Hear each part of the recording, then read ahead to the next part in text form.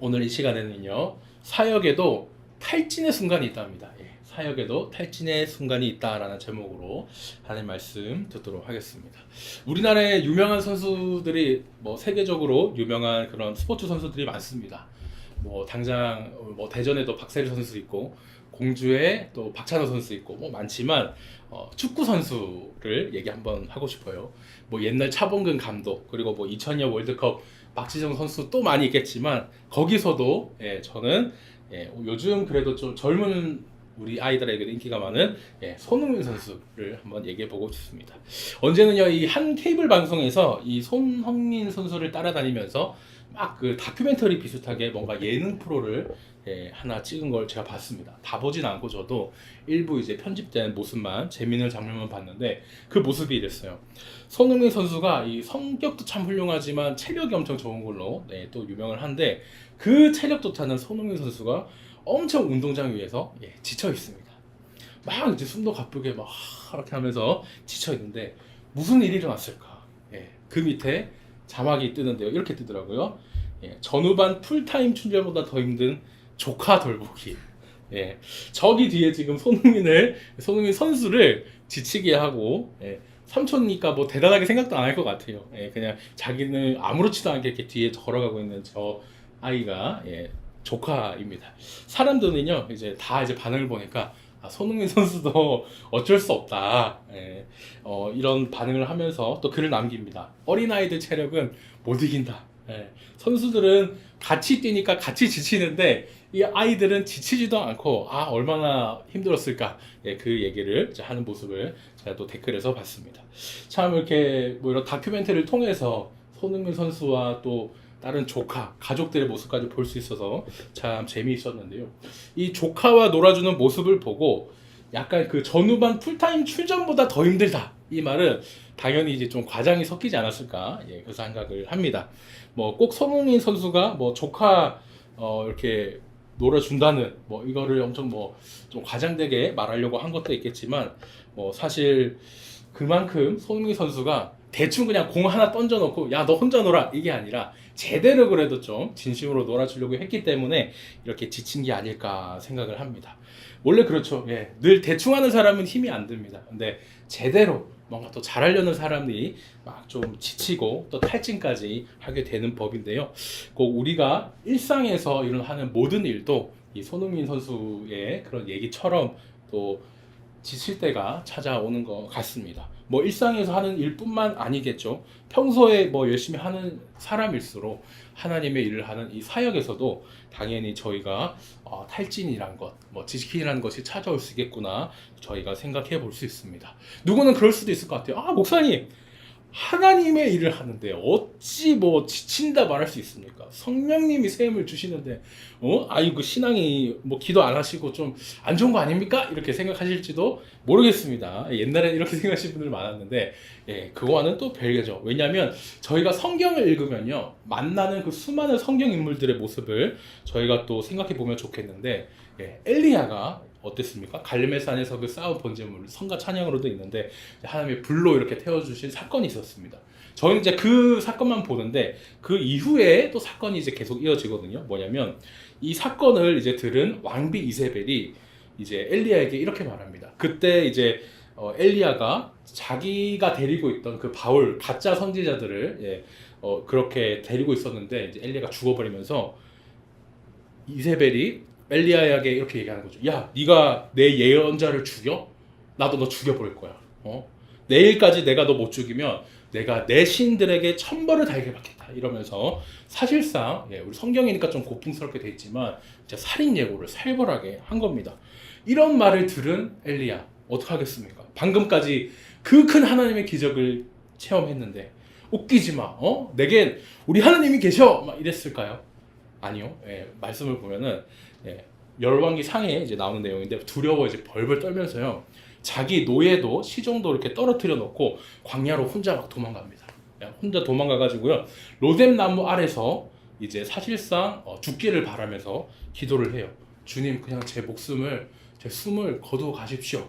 이렇게 얘기를 하면서 정말 요즘 말로 하면 탈진을 넘어서 그런 극단적인까지 생각하는 우울증과 같다고도 이렇게 생각할 수도 있겠습니다. 물론 나중에 엘리야가 이제 하나님을 만나고 또 이제 회복이 많이 되지만요. 하나님은 얘가 더 이상 엘리야가 사역을 감당할 수가 없겠다라고 생각하시고 나서 그 다음 세대 엘리야에게 그 사역을 넘기는 모습이 뒤에 내용 계속 나옵니다. 자, 엘리야의 모습 말고 그 다음에 또 있는데요. 바로 예수님입니다. 예수님은 어떻게 하셨냐? 당연히 하나님이 사람으로 오신 분이기 때문에 엘리야보다는 당연히 뭐 시험도 안 드시고 우리 신앙에 이제 모범이 되어 주시거든요. 그런데 또 생각해 보십시오. 완전한 하나님이시기도 했지만 우리 죄를 위해 돌아가시려면 완전한 사람이시기도 해야 됐기 때문에 그 사람의 몸 때문에 여전히 지치고 힘드신 모습을 저희가 볼 수 있습니다. 오래 걸으면 오래 걸으셔서 지치고 또 목도 마르셔서 우물가에서 물도 드셔야 했습니다. 사역이 너무 많아가지고 잠을 못 주무시니까 그 험한 풍랑 속에서도 졸려서 주무시고 기도 하고요. 로마 군인 채찍 맞으면서 지쳐 쓰러지기도 하시는 십자가 달리기 전에는 너무 무서워서 또 이렇게 두려워 떨시며 기도했던 모습도 저희는 이미 다 알고 있습니다. 이를 통해 뭘 알 수 있나요? 우리가 세상에서 일을 하고 지치고 탈진하는 것 당연한 것처럼 우리가 하나님의 일을 할 때도 당연히 예수님도 그러셨기 때문에 우리가 연약한 약자이기에 지치고 탈진할 수 있다는 사실입니다. 우리 예수님도 그렇게 하셨다 제가 이제 말씀을 드렸는데요. 신앙과 또 별도로 이렇게 누구나 이런 탈진의 순간이 찾아온다는 사실 그걸 잘 기억하면서 오늘 말씀을 계속 보면 좋겠습니다. 오늘 말씀에는요, 이 탈진의 순간이 또 다른 성경 인물에 찾아옵니다. 방금 저희가 읽은 사도행전 본문에 제일 많이 등장하는 그 주인공이라면 주인공이죠. 이 등장한 인물 누굽니까? 사도 바울입니다. 사도 바울은요, 지금 이제 2차 전도 여행 중에 있습니다. 2차 전도 여행, 지금 제가 그림을 화면에도 들고 왔고 또 여기 주보에도 제가 이렇게 들고 왔는데 이거를 1차 전도 여행과 비교해 보시면요. 1차 전도 여행 중에 여기 다니다가 돌 맞아 죽을 뻔했거든요.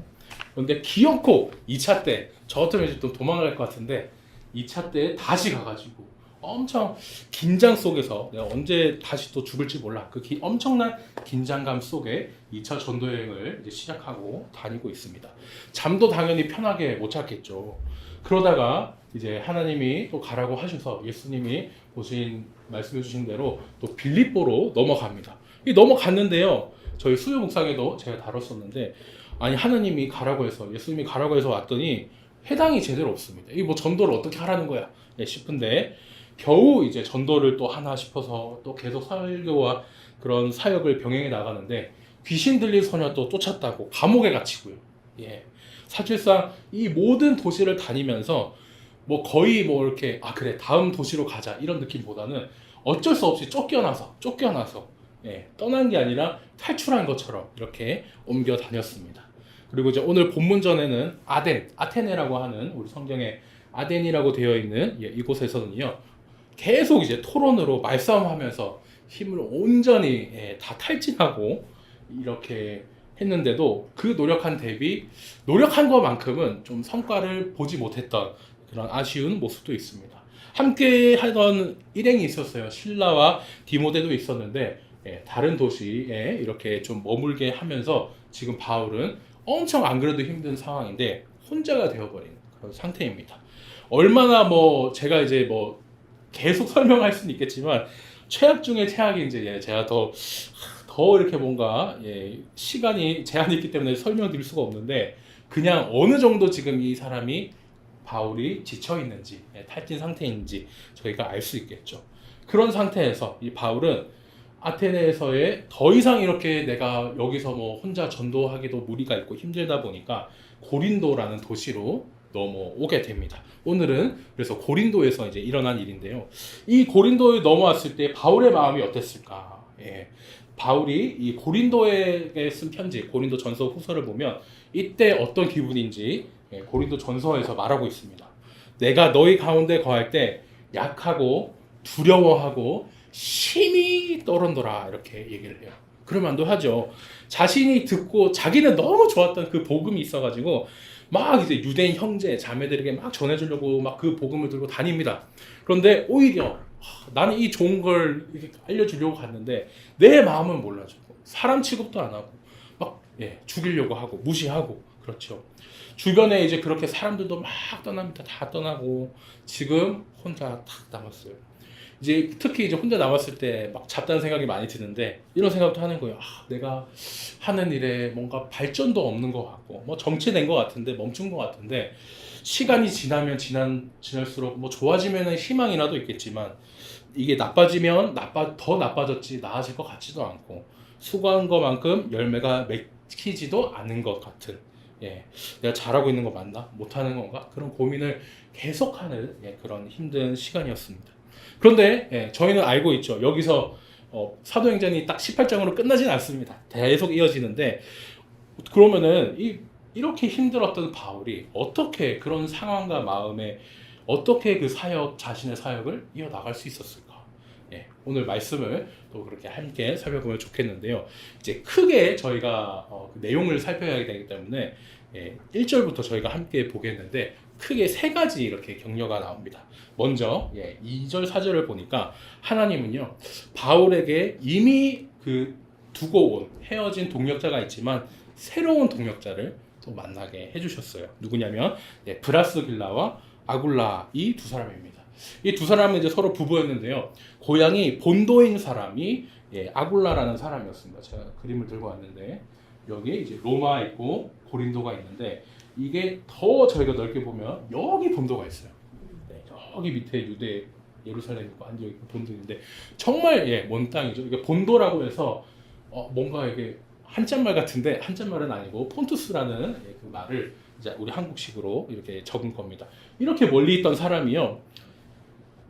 이탈리아 로마의 소위 성공을 위해 아니면 여러 그런 이유를 위해 로마로 저기 멀리 상경을 합니다. 그렇게 상경해서 잘 있던 사람이 어쩌다가 지금은 고린도에 있게 됐을까요?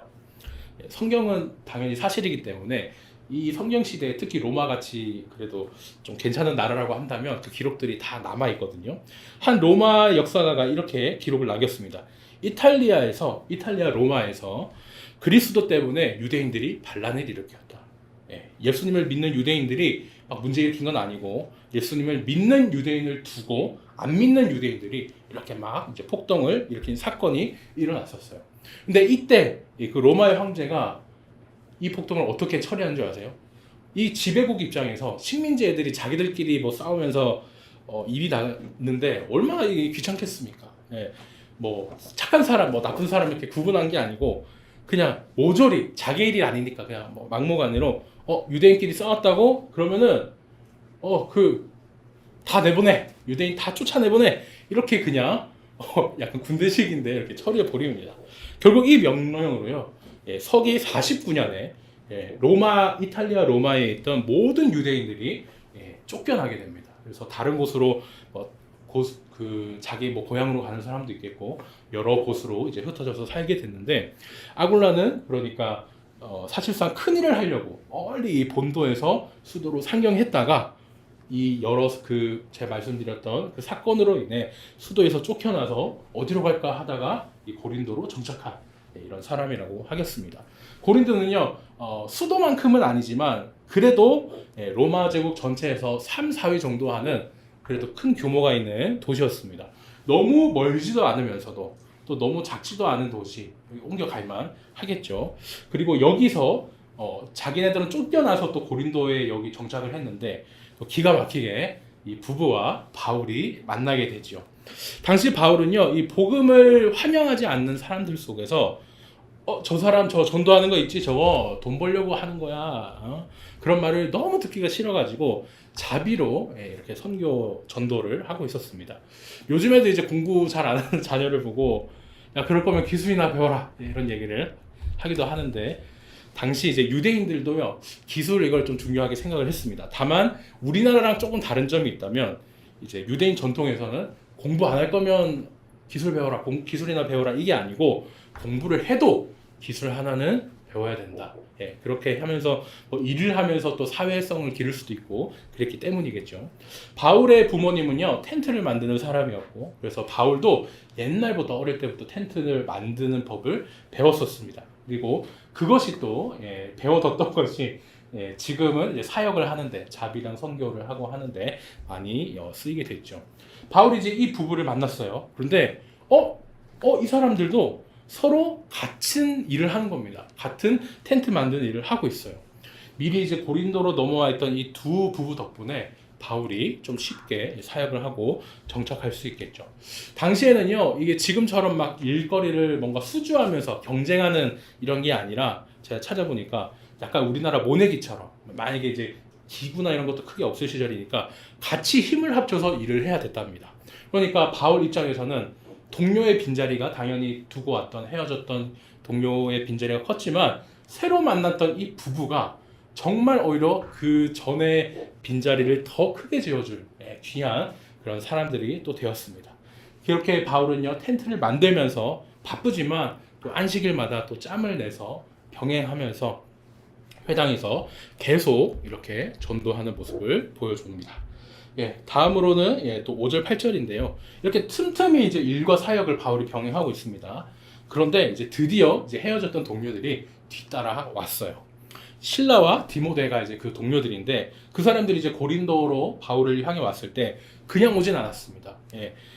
우리 말씀에는 이게 당연하게 생각하기 때문에 이제 적혀 있지 않지만 선교 헌금을 구제 헌금과 같은 그런 선교 헌금을 가지고 왔어요. 당연히 이제 안 적혀 있지만 왜냐? 그 이전에도 저희가 뭐 예루살렘 교회가 힘들 때 이제 바울과 실라가 이제 힘들어서 구제 헌금 도와주기도 했는데 이렇게 선교 헌금을 갖고 가는 것이 당연하다 보니까 기록되진 않았어도 저희는 그걸 알 수 있습니다. 그렇게 어쨌든 힘들게 귀하게 또 받아온 선교 헌금을 통해서 바울은 이제 그래도 아까 틈틈이 했던 것이 아니라 이제는 하나님 말씀에 이제 붙잡혀서 복음을 이제 더 집중해서 이제 전할 수 있게 되죠. 그런데도요 계속 이제 방해가 계속 됩니다. 너무 이렇게 복음을 또 집중해서 복음에만 몰두할 수 있어서 잘 전한 탓인지 회당에서 늘 전도하던 게 막히게 돼 버립니다. 그러면서 이제 또 자주 보는 바울의 전도 전략이 나오죠. 늘 유대인에게 먼저 내 형제 자매들에게 먼저 복음을 들고 갔지만 그 사람들이 안 받는다. 그러면은 이제 복음을 안 받는 건 거부한 건 너의 잘못이고 넌 벌 받을 거지만 나는 그거에 아무 잘못 없다. 책임은 당신이 진다. 이렇게 얘기하고 이방인에게 이제 전도하러 가는 전략이 나옵니다. 그렇게 이 고린도 이 도시는 정말 답이 없구나. 이제 나는 이방인 전도로 가야겠다 하면서 이렇게 옮겨가는데 또 생각지도 못한 일이 일어나죠. 뭡니까? 회당에서 분명히 쫓겨났어요. 쫓겨났는데 그 쫓겨난 바로 옆집에 들어간 겁니다. 여기 디도 유스도라는 사람이 있었는데 하나님을 믿는 경건한 사람이었는데 예상치도 못한 곳에서 이 사람이 복음을 받아들이게 됩니다. 회당이라는 건물 거기서는 쫓겨났는데요. 가정의 문이 확 열린 것이고 초대교회가 제가 그 하나의 큰 건물이 아니라 작은 그런 사람들이 가정에서 이제 모인 그런 공동체가 교회라고 말씀드린 적이 있는데 정말 초대교회답게 더 교회가 세워져 가고 있습니다. 그리고 결국에는 우리 또 여기 8절에도 나오지만 회당에서 쫓겨나서 그냥 그 회당 옆집에서 모였는데 가정으로 모였는데 오히려 회당장인이 회당에선 쫓겨났는데 그 회당장이 예수님을 또 믿게 되는 거예요. 이 사람은 그런 게 아니죠. 온 지방과 더불어 그 답답하게 생각했던 고린도의 많은 사람들이 또 예수님을 믿고 침례도 받게 됩니다. 어때요? 이 바울이 지쳐 있다가 좀 새 힘을 받지 않았을까 이런 생각이 듭니다. 앞에서 저희가 봤죠. 하나님은 제일 처음 그렇게 떠난 사람 대신 또 다른 새로운 사람을 바울과 이렇게 만나게 해주셨습니다. 그리고 지금 두 번째로는 회당에서 쫓겨났지만 회당 옆 가정에서 모였지만 오히려 회당에선 쫓겨났어도 그 좀 핵심과 같은 회당장을 전도하는 그런 참 놀라운 역사가 일어났습니다. 그리고 이제 마지막 세 번째가 정말 가장 큰 위로인데요. 오늘 저희가 함께 읽었던 본문에 있습니다. 뭡니까? 주께서 환상 가운데 바울에게 말씀하시되 예수님이 말씀해 주신 이 또 위로가 일어나죠. 회당에서 쫓겨난 다음에요. 회당 바로 옆집에서 회당장을 전도해버리는 이 사건이 당연히 믿는 사람에게는 큰 은혜 되고 좋은 일인데 뒤가 좀 뒷감당이 힘들 수가 있습니다. 뭡니까? 그 회당에서 내쫓았던 유대인들이 이 소식을 들었다? 그러면은 더 몰려와서 뭔가 핍박할 게 분명하거든요. 이런 상황에 또 바울은 걱정을 했을 텐데 예수님이 이제 바울에게 말씀을 하시는 겁니다. 두려워하지 마라. 침묵하지 말고 네가 전할 복음 계속 전해라. 내가 너랑 같이 있으니까 아무도 너를 적으로 두어서 해치지도 않을 것이고 이 고린도에 나를 믿는 사람들이 많다. 이렇게 큰 위로와 말씀을 해주신 거죠. 이제 사실상 네가 하는 사역 보장해 준다 이거와 같은 그 보장과도 같은데 이 말을 들은 이제 바울은 어떻게 했을까요? 오늘 이 예수님 말씀을 들은 바울은요 피난 가다시피 막 도망치다가 막 떠밀려온 이런 그 고린도에서 오늘 말씀 11절을 보니까 무려 1년 반이라는 시간 동안 복음을 전했다고 합니다. 요즘에 이제 교회는 다 이제 담임 목사님들이 계시고 또 사역자들도 최소 2년씩은 이렇게 돌아다니고 하다 보니까 이런 그 1년 6개월이 별로 그렇게 크게 길게 느껴지진 않습니다. 근데 생각해 보십시오. 지금 바울은 전도 여행을 하고 있잖아요. 한 곳만 담임하는 그 바울이 아니라 이곳에서 불러주면 이곳에서 갔다가 저기도 갔다가 전도 여행 중에 선교사라는 점을 생각했을 때 이렇게 머문 거는 사실 정말 오래 머문 것입니다.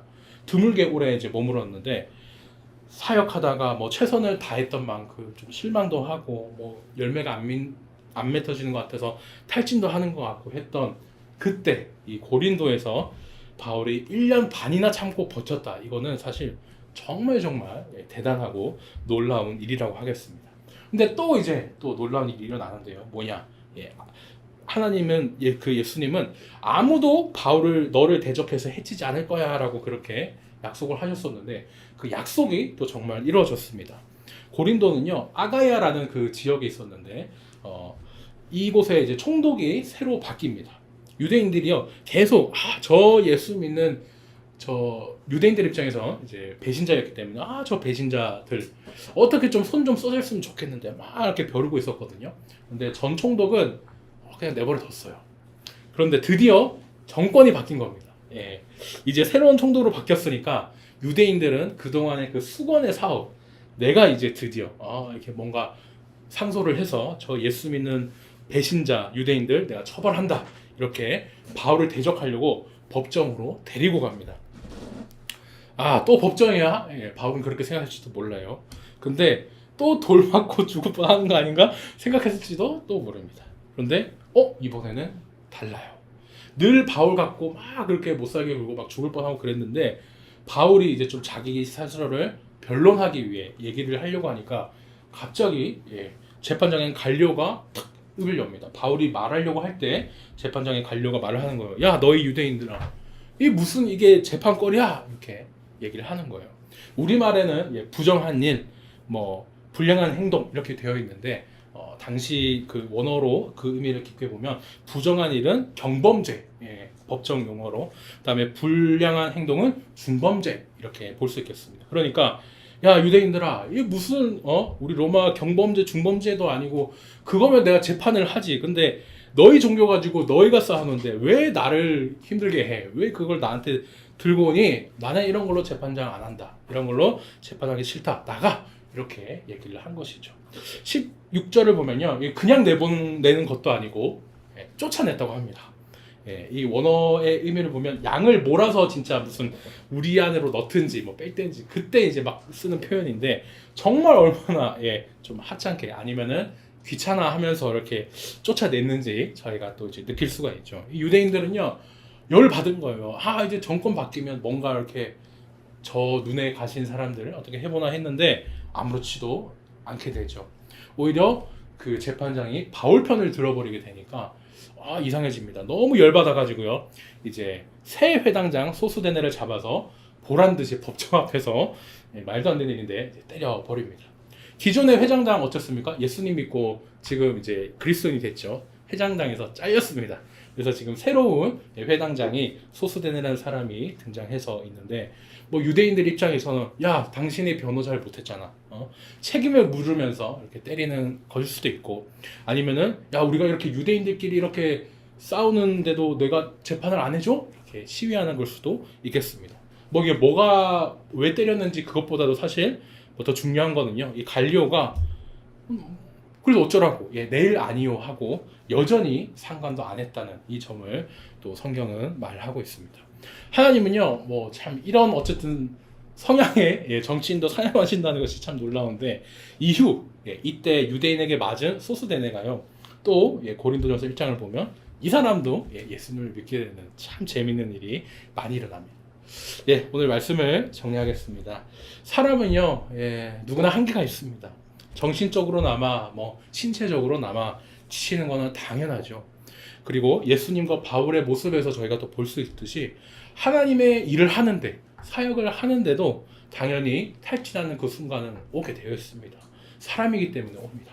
그럴 때 어떻게 하나요?